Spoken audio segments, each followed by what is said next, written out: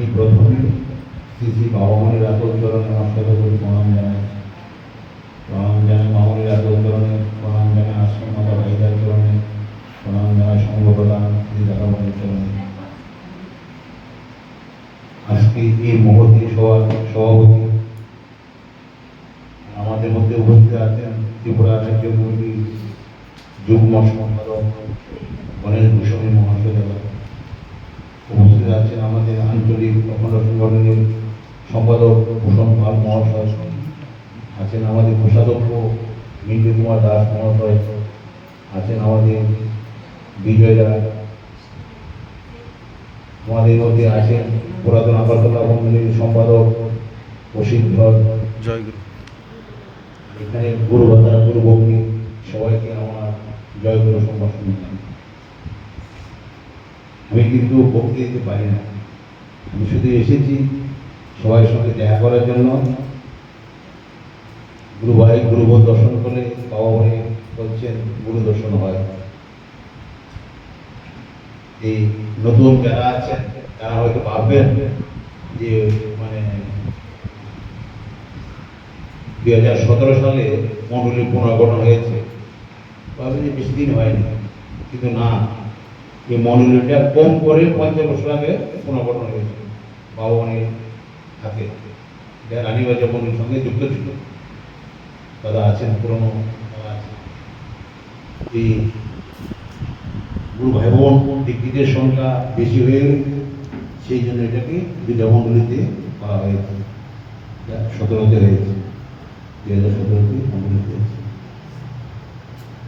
আর প্রথমে আমি বলে নিই, এখানে যারা নবদীক্ষিত হয়েছেন আপনারা দেখবেন যে দীক্ষার সময় যে দীক্ষার প্রণালী বইটা দিয়েছে, এটা কিন্তু ব্যক্তিগত, আমরা যে 4 বেলা উপাসনা করুন এটা ক্রমটা দেওয়া আছে। আর এখন যে একটা বই দিয়েছেন সমবেত উপাসনা, এটা কিন্তু আরেকটা বই, আমরা সবার সঙ্গে যখন করুন এই বইটা কাজে লাগবে, এটা পড়বে আর দিনের ভিতরেও পড়বে। আর দীক্ষার প্রণালী দেখবেন আমাদের আছে পালনীয় আছে, পালনের মধ্যে দেখবেন যে একটা আছে 8 নাম্বার, যা আছে পূর্ণ ভান্ডারে অর্থ সঞ্চয়।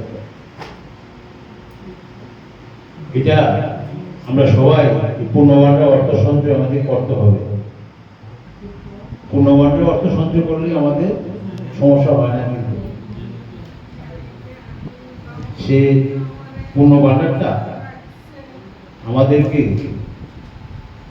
করার জন্য বেশি প্রেরণা দিয়েছেন আমাদের গণেশ দা। এই যে গণেশ দা আমাদের পূর্ণ ভান্ডার আমরা করেছি, আমাদের বাড়িতে করা আছে।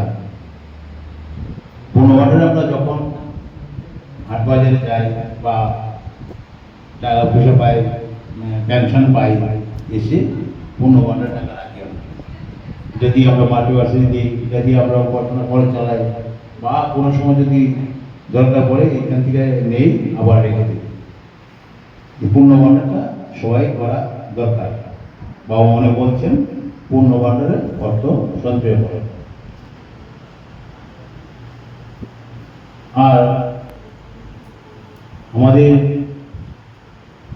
আগে কিন্তু আমাদের, এখন দেখছেন আপনারা আমাদের আশ্রম আছে, মন্ডলী আছে, এতগুলি তখন ছিল না, খুব কম ছিল।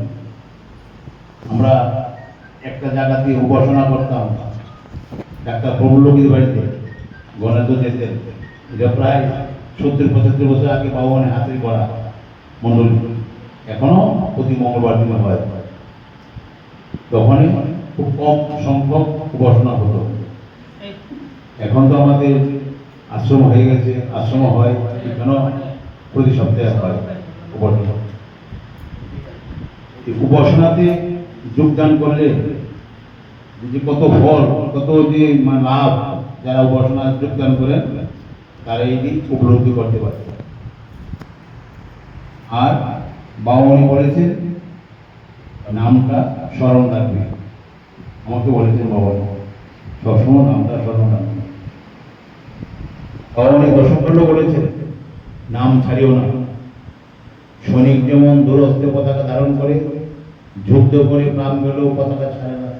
তুমিও সংসারে সহস্র বিঘ্নের মাঝেও ভগবানের নামটি ছেড়ো না।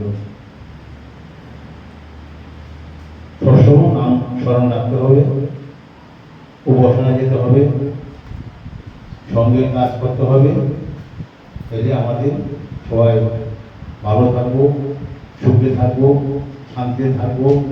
এই কয়েকটি কথা বলে আমার সংক্ষিপ্ত শেষ করছি। সবাইকে জয় করে জানিয়ে আমার সংক্ষিপ্ত জয় করে।